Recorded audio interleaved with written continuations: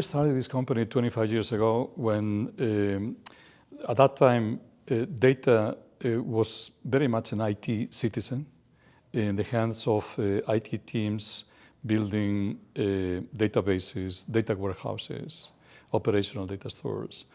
It was complicated to really focus on, from the business side, in easy access to data, to corporate data.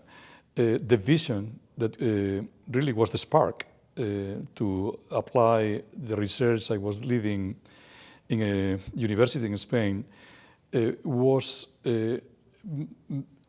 try to make data accessible for any corporate citizen, IT or non-IT, independently of data formats, data technologies, data structures, data platforms.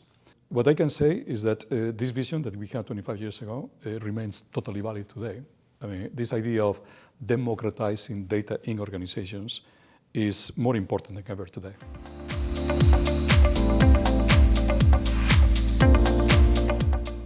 Well, we have been evolving our product, with a very clear roadmap. First, based on strong assumptions.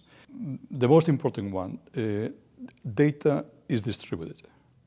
It's residing in different platforms, and that step, even with the effort to unify and centralize the data under one single technology in one or several repositories, we still think, that this idea of data distributed is absolutely valid and is in vigor, in all organizations. With the advent of cloud, distribution of the data landscape is becoming even more important. It's not anymore about data on-prem or data on cloud, or data in one cloud and not in another cloud. The real data ecosystems of these days are distributed with different technologies in the back end, with different types of workloads that you need to execute, and with different types of data that needs to be delivered to different audiences. The innovations that we plan in our roadmap are very much in sync with this fundamental idea, that the data is dispersed, distributed in the ecosystems. Always try to improve connectivity. We always try to improve integration capabilities of data with different formats. Focus is strongly on performance. It's about having easy access to distributed data, but it has to be with good performance. We focus on the ability to access the data without effort, and self-service capabilities are very important today in the product and continue to grow. I would say the final chapter is governance. Data is not anymore something that can liquidly flow from sources to consumers. It needs to go with the right level of security, with the right level of corporate governance, with the right authorizations to address or to reach the right consumer from the right source. So it needs to be managed in a way that complies with sovereignty rules, with jurisdictions. Significant improvements from the core data integration technology that we had in the Denodo version 1 into what is now the Denodo 8, and it's going to be the Denodo 9 in a month, that has been addressing all these challenges in data integration.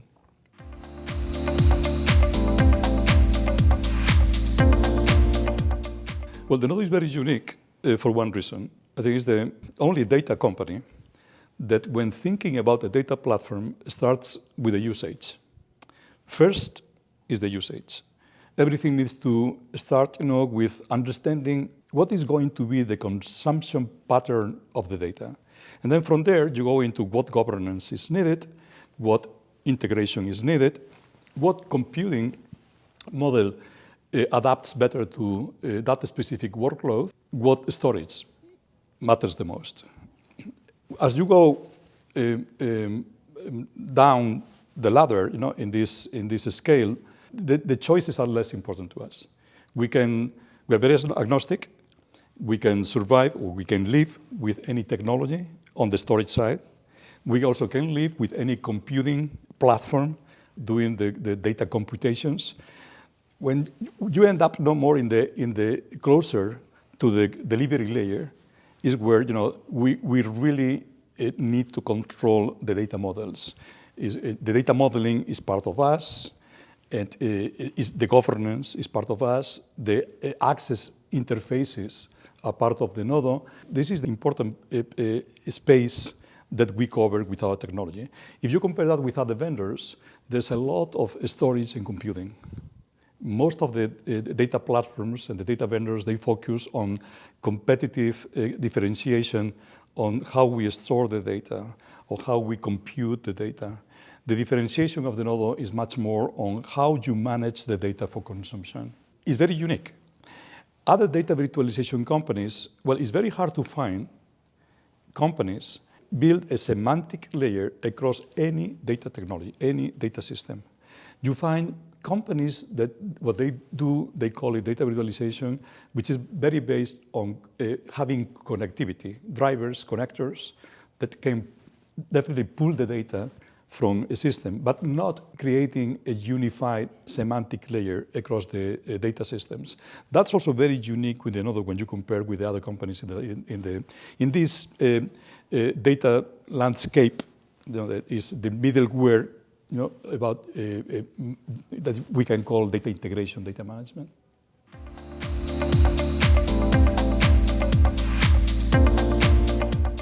Exciting territory to explore. We are at the very beginning collaborating with Google Cloud, also with other cloud vendors, but definitely more advanced so far, with Google. I think basis is of these partnerships understanding the roles of each other. Google has been very active with Vertex, with Gemini, developing LLMs with different flavors. What we add is the ability to connect what they provide with their LLMs to corporate data. And how that works is orchestrating the Gen AI application work of these LLMs to simulate and understand natural language, to apply intelligence to any domain with something that at some point makes a lot of sense, which is contextualize that particular intelligent behavior with data that resides in the corporate systems, in the organizational systems. So what we do for that is to vectorize the metadata in the Denodo ecosystem. The Denodo ecosystem is, imagine Denodo with the data systems behind Denodo. So all the metadata, all the information about how data is there, which kind of tables are there, what kind of data models have been built, is vectorized and then can be used by the LLMs to really complete or augment what the LLM does with data about in a specific topic.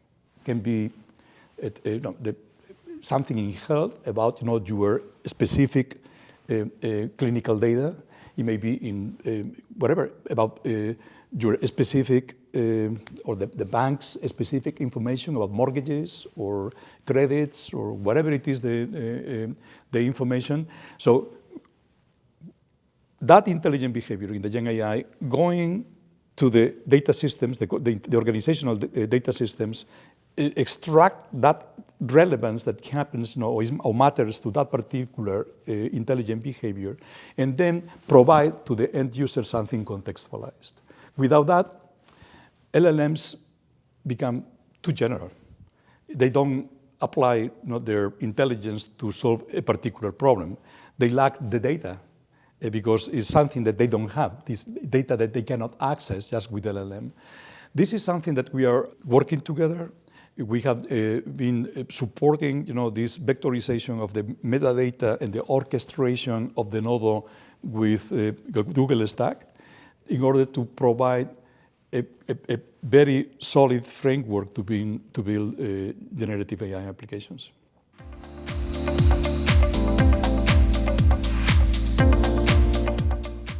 Well, we are very active in absolutely all verticals. If I have to mention, the ones where we got so far more traction, absolutely, financial services has been one of them. In all areas of financial services, asset management, investment banks, retail banking, the customer area, hyper-personalizing applications, which at the end is about how to really get the data that matters for some specific audience, supporting the delivery of the information through applications with Denodo, in risk management, supporting the construction of very sophisticated risk models in different areas. It can be in managing assets, stocks, bonds, can be just in risk analysis. All banks, especially global banks, they do, and they also generate these very sophisticated compliance reports with the regulators.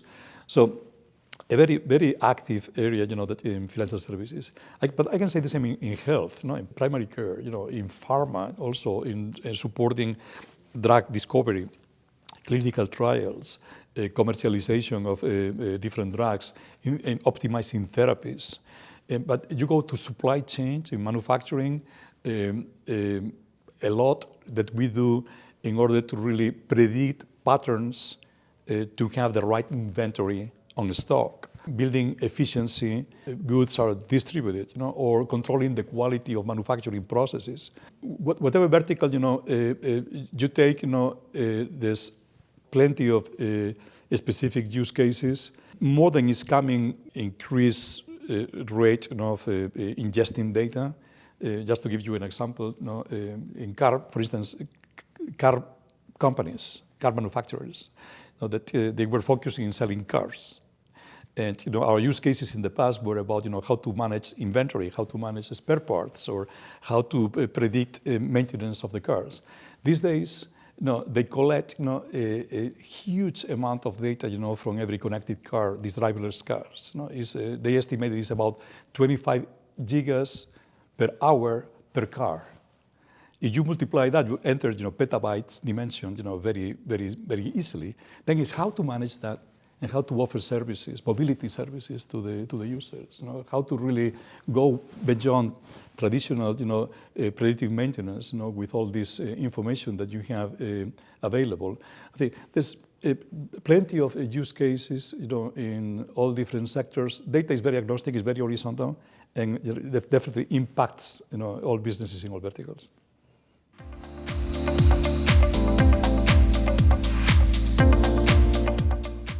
Well, I explained a little bit of that before. What a semantic layer common data foundation across multiple data systems.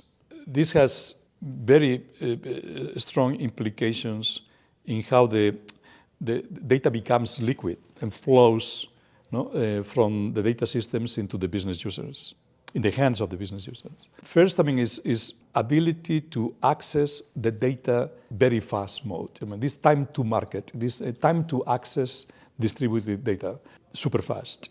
You don't need to really go and extract the data through complicated, coding from any system using a connector. No, you have the metadata that provides the intelligence in how to access the data, how to integrate the data, how to really wrap the data, how to deliver it. Already embedded in the semantic layer. That brings speed to data. But the semantic layer is also a way to, in a unified way, without necessarily different flavors, you can access any data system. Bring fragments from these systems, combine them, and generate new data products. Well, that ability is very important, for this, what is called RAG, this retrieval augmented generation, which is so important in this new generative AI space that is being created, with LLMs. Why is important? Well, it's important because something that has been trained to simulate a human behavior now also has the context, the data, right there, available through that semantic layer from any data system. So imagine intelligence, human intelligence, or in this case artificial, the simulation of human intelligence through these technologies, but also with data available. So this is not, this is a robot that is able to walk. No, it's a robot that is able to walk, understanding the beginning, the end, and the paths to go from the beginning to the end. Okay? Well, this is what RAG brings to the table, and this is what these unified semantic layers bring to artificial intelligence. Context to really apply the intelligence in order to solve a problem in a specific situation.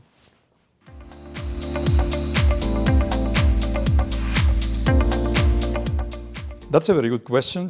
We take everything at this on time. It's so far it has been about growing the technology. It has been about global reach. Denodo is very global today with 30 offices in 23 different countries. It's not just reach, because one thing is to commercialize technology. A different thing is to be an agent for innovation in all these geographies. And we are in the process right now of consolidating technical bases in all our markets. Here, for instance, very important, the Middle East for us, and Riyadh is going to be one of these important bases, global bases, because we really build the company creating a network of intelligent hubs that concentrate expertise and knowledge that we extract from our customer base, which are very sophisticated data users, and apply that regionally, close to the customers. That's the phase where we looking forward. Challenges, of course, about growing the business, penetrating. We still have a large customer base, but it's still a lot to penetrate. So this idea of having a unified semantic layer is something that eventually all companies will have. And I would say that no more probably than 5% of the companies worldwide can claim they have a data fabric, a semantic layer across their data systems. So the mandate to the teams in Denodo is, I think we already did the numbers, it's about 20,000 targets worldwide that we have in the high-end segment. And this is without even touching the companies with revenue below 1 billion. Let's go for them.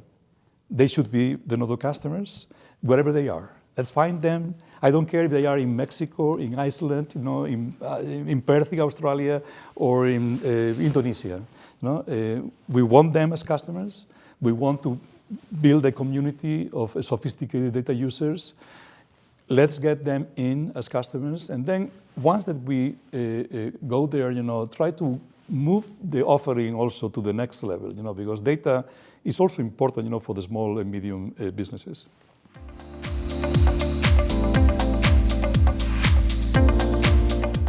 Well, that part, to be honest, has been the easiest part because the origins of the company had been in research.